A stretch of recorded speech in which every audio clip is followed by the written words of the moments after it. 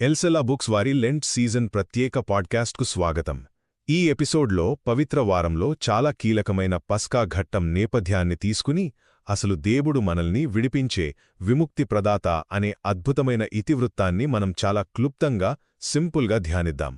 మొదటిది పస్కా మరియు రక్షణ. అసలు పస్కా అంటే ఏమిటి? ప్రాచీన ఐగుప్తులో ఫరోకు వ్యతిరేకంగా వచ్చిన భయంకరమైన తెగుళ్ల నుండి దేవుడు తన ప్రజలను, ముఖ్యంగా వాళ్ల తొలిచూలు పిల్లలను అద్భుతంగా కాపాడిన రాత్రే ఈ పస్కా. ఆ రాత్రి వారు అక్కడి నుండి బయలుదేరడానికి పూర్తిగా సిద్ధంగా ఉన్నారు.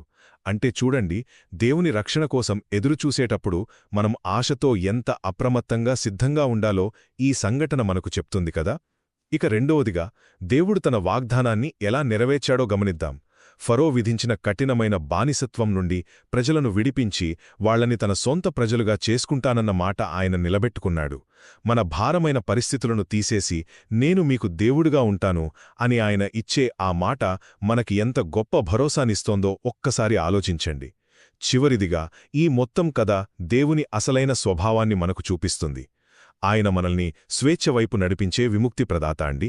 దేవుని ప్రేమ నుండి మనల్ని వేరుచేసే ప్రతి అడ్డంకి నుండి, చివరికి మరణం నుండి కూడా ఆయన మనకు స్వేచ్ఛను ప్రసాదిస్తాడు. మరణం కూడా ఆయన ప్రేమ నుండి మనల్ని విడదీయలేదు అనే గొప్ప సత్యం కంటే జీవితంలో మనకు కావలసిన బలమైన నిరీక్షణ ఇంకేముంటుంది చెప్పండి.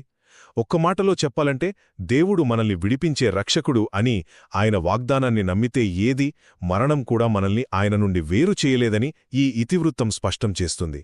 మా పాడ్కాస్ట్ విన్నందుకు ధన్యవాదాలు, మరియు మరిన్నిటి కోసం వింటూనే ఉండండి.